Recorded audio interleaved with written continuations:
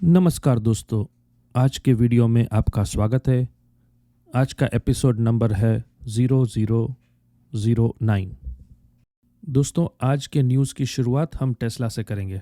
पिछले अक्टूबर, नवंबर और दिसंबर 3 महीने में टेस्ला ने 4,05,000 गाड़ियों का सेल किया। अब आप सोच रहे होंगे ये तो बहुत ही बढ़िया है, 3 महीने में टेस्ला ने 4,05,000 कार को बेचा है तो उसका स्टॉक प्राइस ऊपर जाना चाहिए, राइट? लेकिन आप गलत होंगे, क्योंकि वॉल स्ट्रीट के एनालिस्ट चाहते थे कि टेस्ला 4,20,000 गाड़ियां बेचे, और क्योंकि टेस्ला ने 4,20,000 गाड़ियों के बदले में सिर्फ 4,05,000 गाड़ियां बेची, उसकी वजह से टेस्ला का स्टॉक गिर गया।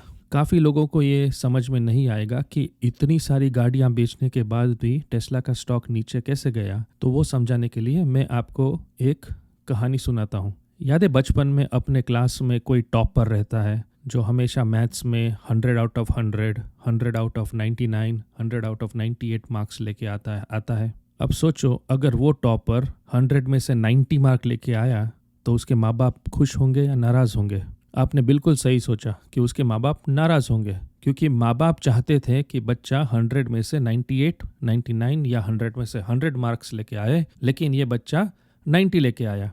टेस्ला के साथ कुछ ऐसा ही हुआ है। 3 महीने में 4,05,000 गाड़ियां बेचना कोई छोटा काम नहीं है, लेकिन क्योंकि वॉल स्ट्रीट का एक्सपेक्टेशन 4,20,000 गाड़ियां थी, टेस्ला का शेयर प्राइस 4,20,000 गाड़ियों के सेल के ऊपर निर्भर था, और क्योंकि टेस्ला ने कम गाड़ियां बेची है तो जाहिर सी बात है स्टॉक नीचे गया। 2022 के साल में जनवरी से लेकर दिसंबर तक टेस्ला ने कुल 1.3 मिलियन कार्स बेची है, मतलब करीब 13 लाख गाड़ियां टेस्ला ने एक साल में बेची है। 2021 की कंपैरिजन में 2022 में टेस्ला ने 40% ज़्यादा गाड़ियां बेची है। लेकिन वॉल स्ट्रीट का मिजाज ये है कि आपने जो पिछले साल किया है उसका कुछ लेना देना नहीं है। आप अगले साल क्या करने वाले हो, वॉल स्ट्रीट उसी पे फोकस करती है, और वॉल स्ट्रीट सोचती है कि 2023 की साल में टेस्ला बहुत ही कम गाड़ियां बेच पाएगा। उसका कारण ये है कि इकोनॉमी 2023 में रिसेशन में जाने वाली है। अमेरिका में इंटरेस्ट रेट्स बहुत ही हाई हो गया है। उसका मतलब कि कार की जो आप लोन लोगे उसका ब्याज भी बहुत हाई होगा, इसलिए कम लोग कार लेंगे। उसके ऊपर से 2023 में टेस्ला का कंपटीशन भी बढ़ने वाला है। तो recession, high interest rate loan का और इंक्रीज कंपटीशन की वजह से वॉल स्ट्रीट ने सोचा है कि टेस्ला का 2023 का साल काफ़ी बुरा जाने वाला है, इसलिए पिछले एक साल में टेस्ला का स्टॉक 70% नीचे गया है। दोस्तों, आप ग्राफ में देख सकते हो कि टेस्ला का स्टॉक कैसे ऊपर था 1.5 साल पहले और आज कितना कम हो गया है। टेस्ला के सीईओ इलॉन मस्क ने बोला है कि शॉर्ट टर्म में टेस्ला का स्टॉक भले ही नीचे जाए, लेकिन लॉन्ग टर्म में टेस्ला का फ्यूचर बहुत ही ब्राइट है। आज की तारीख में टेस्ला का स्टॉक प्राइस $113 है, जो कि 70% नीचे है अपने हाई से, और टेस्ला का मार्केट कैपिटलाइजेशन $354 बिलियन है। एक ज़माने में वो 1.1 ट्रिलियन हुआ करता था। तो जो लोग टेस्ला के फ्यूचर में बिलीव करते हैं, जो लोग ये सोचते हैं कि 5 साल बाद टेस्ला का फ्यूचर बहुत ब्राइट होगा, वो लोग टेस्ला के शेयर्स धीरे धीरे खरीद रहे हैं। और जो बड़ी बड़ी पेंशन फंड्स है, बड़ी बड़ी फर्म्स है, जिन्होंने टेस्ला का शेयर शायद $30 में, $40 में, $50 में, $80 में खरीदा है, वो लोग अभी बेच रहे हैं वो स्टॉक $113 में और अपना प्रॉफिट बुक कर रहे हैं, और सोच रहे हैं कि वापस एक साल के अंदर सोचेंगे वो टेस्ला का स्टॉक बाई करना है या नहीं। और आप देखिए कि जनरल मोटर्स का मार्केट कैपिटलाइजेशन सिर्फ $51 बिलियन है और फोर्ड मोटर का $50 बिलियन है। तो टेस्ला के विरुद्ध में जो प्रस्ताव रखते हैं वो सोचते हैं कि टेस्ला का मार्केट कैप 354 बिलियन क्यों होना चाहिए। काफ़ी लोगों के हिसाब से अगर जनरल मोटर्स और फोर्ड मोटर्स जैसी कंपनी का मार्केट कैप सिर्फ 50 बिलियन है, तो टेस्ला का 354 बिलियन क्यों होना चाहिए।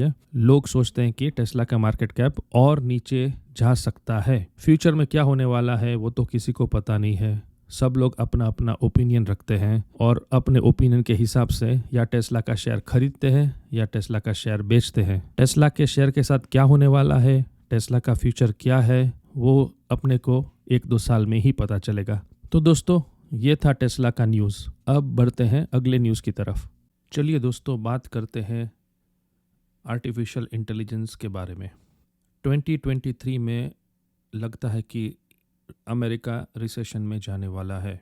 काफ़ी वेब 2.0 कंपनीज़ ने लेऑफ्स भी चालू कर दिए हैं।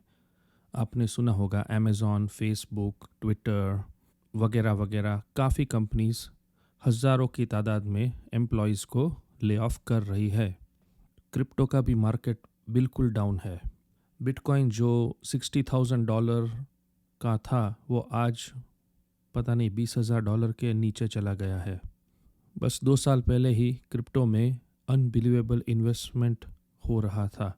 2-3 साल पहले आप कोई भी कंपनी खोलो क्रिप्टो के फील्ड में और आपका कंपनी का फंडिंग होना एकदम अनिवार्य है। बहुत सारे लोगों ने क्रिप्टो में बहुत सारा पैसा खोया, लेकिन अभी नया फील्ड आ गया है जहाँ पे लोग क्रिप्टो की तरह ही इन्वेस्टमेंट करना चालू कर दिया है। वो फील्ड है आर्टिफिशियल इंटेलिजेंस। अगर आप आज की डेट में आर्टिफिशियल इंटेलिजेंस की बात करोगे तो सबसे प्रख्यात कंपनी है उसमें ओपन एआई कंपनी $29 बिलियन के वैल्यूएशन के ऊपर फंडिंग रेज कर रही है और वो कंपनी को लोग पैसा दे रहे हैं। सिलिकॉन वैली में आजकल नया बज़वर्ड है जनरेटिव आर्टिफिशियल इंटेलिजेंस। नाम बड़ा कॉम्प्लिकेटेड है लेकिन उसका मीनिंग बहुत ही सिंपल है।